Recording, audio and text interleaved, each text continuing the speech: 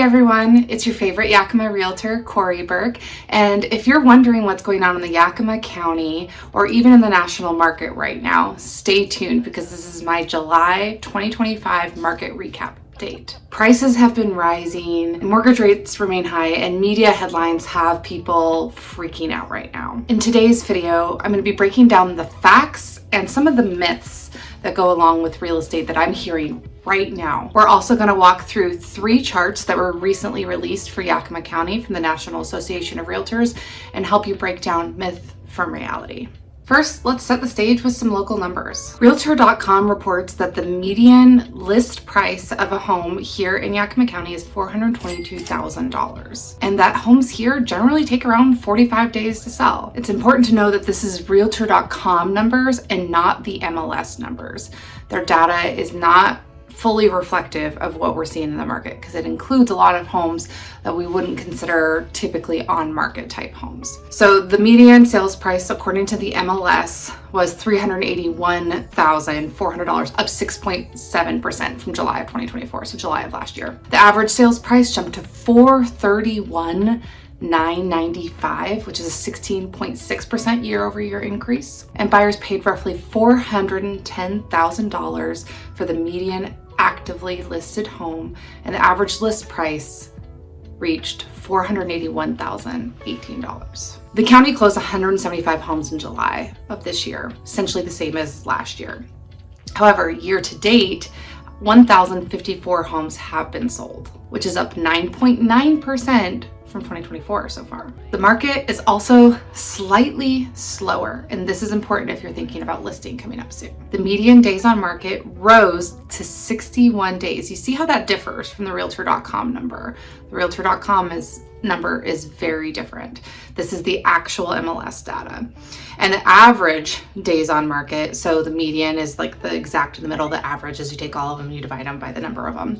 The average days on market is 76 days. And I would say that's about accurate.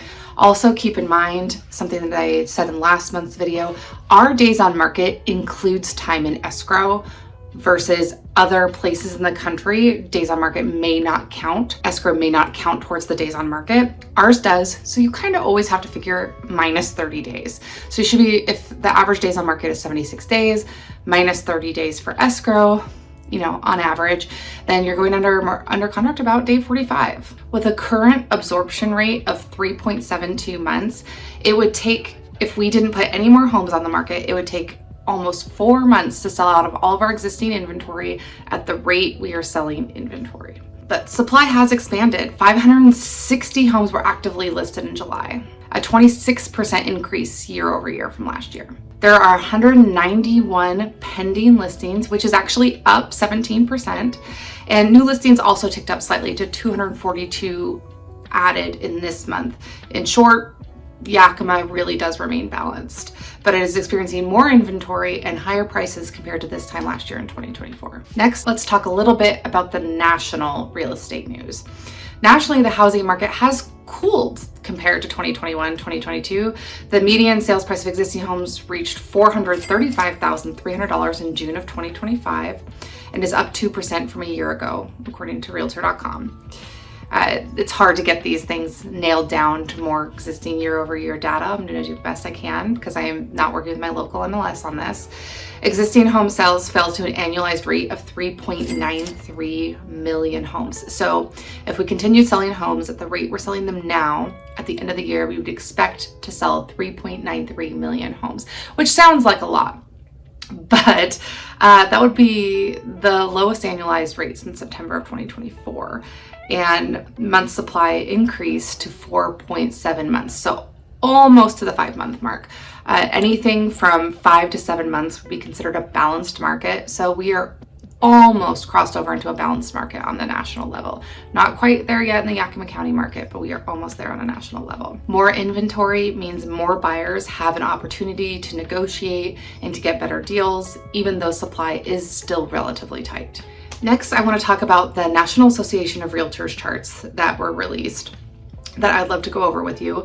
The first one we're going to talk about is the Housing Affordability Index. The Housing Affordability Index, this is based off of May of 2025 numbers. The monthly mortgage payment for a median priced home in the Yakima MLS, or in Yakima County, sorry, not just our MLS, Yakima County, is $2,061, and a household needs a qualifying income of about $98,900 to afford median priced home. This means that the typical household earns about 80% of the income necessary to qualify for a median priced home. This results in a price to income ratio of about 5, indicating that home prices are roughly 5 times the annual household income, and a payment to income ratio of 31.2%. That 31.2% implies that buyers are right at the edge of being cost burdened. I personally recommend that people don't spend over 25% of their take-home pay on their housing expenses. They're saying 30% would be a good threshold. That is what a lot of people recommend. I'm a little more conservative with 25%. So being at 31.2% is a high cost burden. This chart also shows that 76% of homeowners spend less than 30% of their income on housing. So while only 47% of renters can say the same. So nearly a third of Yakima renters spend 30 to 50% of their income on housing, and another 17% are paying more than half. A clear sign of cost burdens. On this chart, the right side reveals the share of households can afford a median home price by age group. Roughly a third of 25 to 34-year-olds can qualify, with the share peaking around 35 to 38% for 35 to 44-year-olds. It declines again for those approaching retirement. The takeaway, young buyers face significant affordability challenges, and homeownership could fall further away without income growth or price reductions. Next, I want to tackle some big misconceptions about the market in the NAR chart flagged as the biggest current myths. I'd like to go through a few of these with you. Number one is distressed sales are up. NAR does some research, and only 3% of realtors reported a distressed home, which is like a foreclosure or short sale, being sold in June of 2025, which is almost unchanged from last year. We're still at about the same percentage. In March 2009, the distressed share peaked at 49%. So that's the difference. Like you could see in 2009, there were a lot of distressed home sales. It was a direct result of a recession that was the direct result of subprime lending. And that's what caused that recession. This recession is not being caused by the real estate market. So it's not quite the same cause and effect there that you saw a lot of people talking about online, like, oh, we're going into a recession, which means housing prices are going to crash. No, that's not necessarily a direct one-to-one correlation there. Correlation is not causation. So today's market is far healthier, and in Yakima County, there are almost no distressed listings. Very, very few. Definitely less than 3%. Number two myth that we're hearing a lot is that cancellations are rampant. So a cancellation means someone goes into contract to either list a home or buy a home, and they are canceling that contract for one reason or another. But really, we're actually at the same percentage as we were last year, roughly the same. And we're actually at about 6%. Yeah, 6%. And at the height of the pandemic, we were at 12%. So we are nowhere near there, and we're really the same as we were last year. I will say that coming out of like the unicorn years of 2021, 2022, we didn't have a lot of cancellations after like the peak of COVID, because there was so little inventory and there was so much competition. People felt really grateful to be able to get into a home, and they often didn't stand firm on things like their inspections. They said, you know what, I'm willing to accept that. The seller's not willing to fix it. I'm willing to accept that and take that and incur that burden. And we're seeing a lot less of that. There's more inventory, buyers have more negotiating power. They're going, you know what, I will move on. If they're at a point, they're hitting that wall a lot sooner. While it may not be up year over year, I would say it's up since the unicorn years. So just use that, keep that in your brain. People may not be as willing to accept your lack of repairs if you're selling a home. Number three, there are no listings. This isn't true. Yakima County had 560 active listings in July of 2025, which is a 26% increase year over year. The absorption rate of 3.72 months suggests we have more homes for sale than last year. And nationally, the month supply is 4.7 months, which is the highest since mid of 2016. 4, there are a lot of listings and in my price range. That is also not true.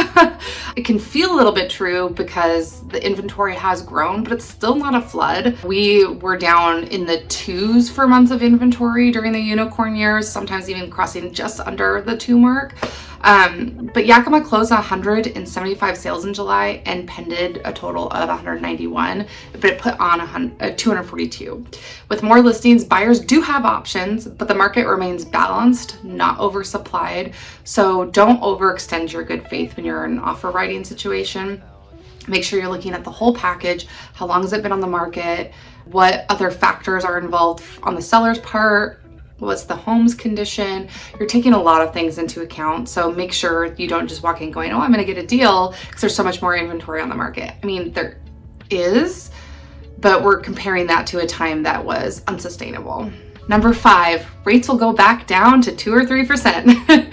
This one makes me laugh because historically that was an anomaly. The myth persists because people remember pandemic era rates. We have short-term memory and we're remembering those, and we're all wishing for those days again. Those of us that were lucky enough to lock in at that time took good advantage of it, and it's hard for us to imagine not having that. The Federal Reserve's fight against inflation means interest rates are unlikely to ever return to 2 to 3% in my lifetime. Fannie Mae forecasts rates of around 6.3% by the end of 2025. And the current market data shows around 6.7%, and that is from the stlouisfed.org. Planning on 2% mortgages might leave you waiting indefinitely. Buy something that you can afford, even with the current interest rates. And then if you ever do get to the chance to refinance, you will realize some savings there. Make sure you can afford it, obviously, but so don't overextend yourself and go, well, you know what, I just have to make this work for 12 months because interest rates will be lower in 12 months. Don't do that. Make sure you can afford it. And then if interest rates do lower enough, be ready to refi. Next, I want to share a chart from National Association of Realtors showing first-time home buyers are at an all-time low. This chart shows that the ratio of first-time home buyers fell to an all-time low of 24% in 2024. They started keeping track of this number in 1981. So this has been tracked for quite a while. For context, first-time home buyers once accounted for nearly half of all purchases in the early 1990s. This decline reflects several forces. 1, high prices relative to income, elevated student debt, and stricter lending standards. The median age of a first-time home buyer is now 38, the highest it's ever been. So reflecting that back to Yakima, in Yakima, we see the same pressures with a median home price of $381,400 and mortgage rates in the mid 6%. Younger households really struggle to save for down payments. Many potential buyers remain renters longer, while others rely on family assistance. The data suggests we need more starter homes and policies that could improve affordability. Other ways to consider buying a home to make it more affordable for you are, first, know that you do not have to have 20% down. There are a lot of other options for you. If you'd like to know more about that, please call or text me or email me, corieburck@gmail.com. I'm happy to walk you through this. I'm happy to sit down and do a buyer consultation with you. There are other options too. You can ask for closing costs to be covered by the seller, which can help buy down your interest rate.